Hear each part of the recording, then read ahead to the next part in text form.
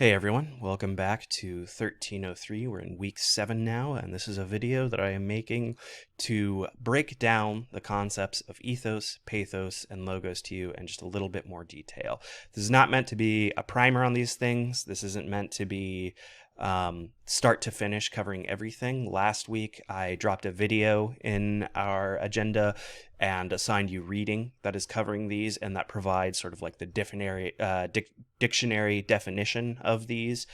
And if you haven't done those things yet, I recommend doing them now before you do this, because the purpose of this video is just to break these terms down a little bit, with especially an eye towards making them hopefully relatable to you. And I really want to bring out the elements of these three types of appeals that you have seen over and over again in your life up to now, and to help us keep in mind that even though we may not have heard these terms or worked with them in the past, these are things that we're very familiar with. And hopefully you'll find that once we get into what exactly these are a little bit, you'll find all sorts of examples from your own life that are like, oh, that is, that's logos, that's pathos, that's ethos.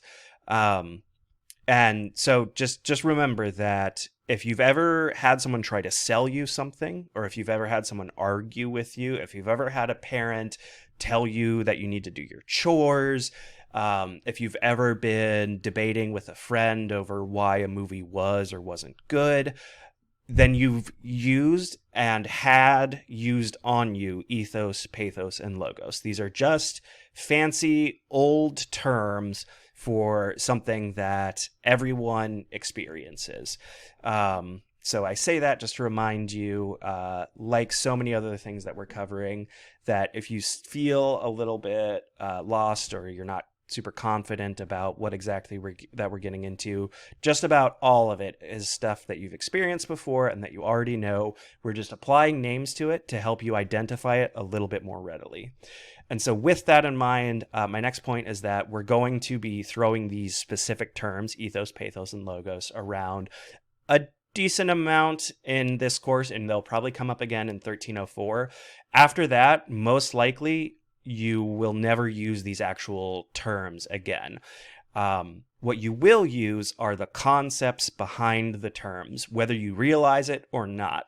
And those will be useful to you for the rest of your life. And the more willfully and knowledgeably you can employ them and can identify them, the better it will be and the easier it will be for you in many areas of your life. And I really do believe that. So as we move on into our assignments, one thing I really want to stress is that I will be name checking these concepts, ethos, pathos, logos. You'll still hear that in your assignments and prompts, and then especially in your finals assignments. Don't use them, because you're not going to use them elsewhere in your academic career. And a lot of times what I'll see is students will say, this TV show had strong pathos, or used a lot of pathos. And that kind of just means nothing without the explanation behind it. And people, including me, when you use these terms, can sort of latch on to them as a shorthand without really getting into what the meaning behind them is. And that's the more important part. So rather than saying this TV show had strong pathos, we want to say this TV show is emotionally appealing to its watchers by doing, and then you describe exactly how it is appealing emotionally and identify that. That is the most important part. So keep that in mind. And now I'm going to break down pathos, logos, and ethos one by one, starting with what to me is the easiest, and then going into the most difficult. And I'll talk about this a little bit more at the end, but one thing that I really want to get across now, just because we're about to break them up and talk about them separately, is that the division between these three types of appeals isn't always cut and dry. A lot of times the same sentence or gesture, if it's like a presentation or whatever, or the same scene in a movie, it's doing, all three or at least two of these at once. So in your writing, it's important to remember that you are always able to look at the same, sentence within a paper, or the same scene within a TV show or movie, whatever it is, and say, this is appealing emotionally to its audience by doing this. It's also appealing logically by doing this, or it's also establishing its own credibility. Again, the division just isn't super cut and dry all the time. And so that is one way in which this gets a little bit more complicated, but I think it's a good complication because it opens you up to like reading these things, holistically, looking at all of the different ways something is appealing to you, and identifying all of them, and getting into the complexity of human communication. Anyway, so let's start with Pathos, because to me, this is the simplest to break down, and probably the appeal that you're most used to seeing. And the reason I say that is that most advertisements are working almost exclusively in pathos. So one example that springs to mind that maybe you all are a little bit too young for is these Sarah McLachlan commercials that had pictures of like sick puppies, and then it was playing this super sad song, In the Arms of an Angel, over it. And it became like kind of a notorious where it's like when this comes on during the commercial break, people are like, oh gosh, I got to turn the channel. This is too sad. And that entire commercial is just one very strong use of emotional appeal, right? It's not working on you logically, really. It's not explaining using like facts and numbers how you should, it's really best for everyone if you donate to help these animals. It's just saying, look at these poor, sick animals. Doesn't that break your heart? And wouldn't you feel a little bit better if you did something to help? That's emotional appeal. It's entirely playing to your emotions. And another example of this that's more recent are those Budweiser commercials with the horses. They usually bust out a new one for the Super Bowl.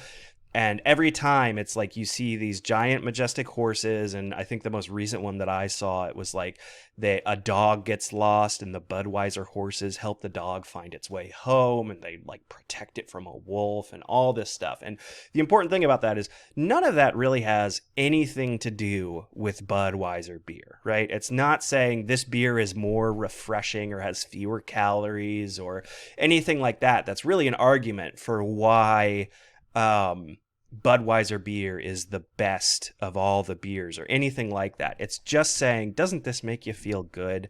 And this was brought to you by Budweiser, and gosh, wouldn't a Budweiser make you feel right now like you're cozy on your farm or whatever?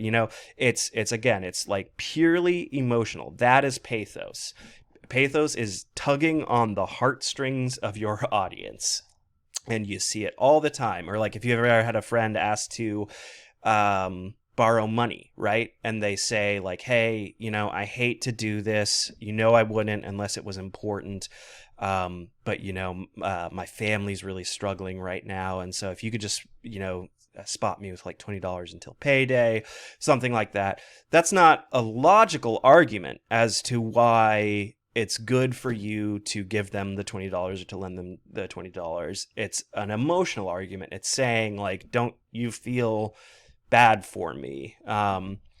And similarly, right now, with the election going on, you're seeing all sorts of stuff about why you should vote and who you should vote for. And you're specifically seeing things that are saying, if you don't vote, then you don't deserve to complain, and you don't deserve. And so you're seeing that, and it's working with like basically shame, right? It's saying, if you don't do this, shame on you. And that's an emotional appeal.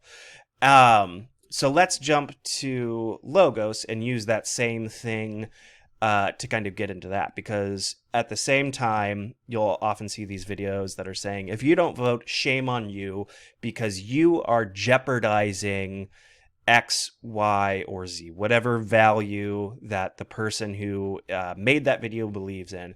And that's starting to get into logos, or a logical appeal, because you're dealing with something that's saying, you know, if you don't vote for this person, we will lose the right to X. I'm not going to get into hot button stuff by picking an actual thing.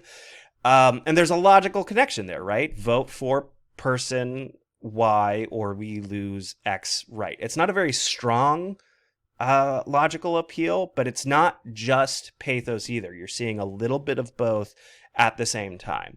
So let's go back to advertising to talk a little bit more about what exactly an emotional appeal or sorry, what exactly a logical appeal is. If you see a advertisement for a cell phone and it says our cell phone has more storage and a better camera and more coverage than any other cell phone on the market, that is a logical appeal. It's using some type of evidence, it's using facts, it's using, basic logic to make the argument that this product is really better than any other. So that's basically logos. The reason I think that this is slightly more complex than pathos is a lot of times arguments that are illogical are also sort of tugging on your heartstrings at the same time. So if you look at, a cell phone commercial or a car commercial, usually that they'll say like a car commercial is perfect for me because it's like the best mileage of any car in its class, safety features that have never before been happened or whatever. And then sort of the button at the end of all this of like is like, buy this car to feel cool. So the ultimate appeal of that is actually more emotional than logical, but there is logic within it. And because emotional appeals are so effective, you will often see people using emotional appeals, even in what feels like a fairly logic-based argument. And then quickly, I'm going to get into ethos. Ethos is, I think, the most complex and hard to define, but it has to do with basically the credibility of the speaker. Now, the most obvious example of ethos that I can think of is if someone starts, an argument by saying, well, I've studied this for 10 years and I have a PhD in it and I've read every book on it.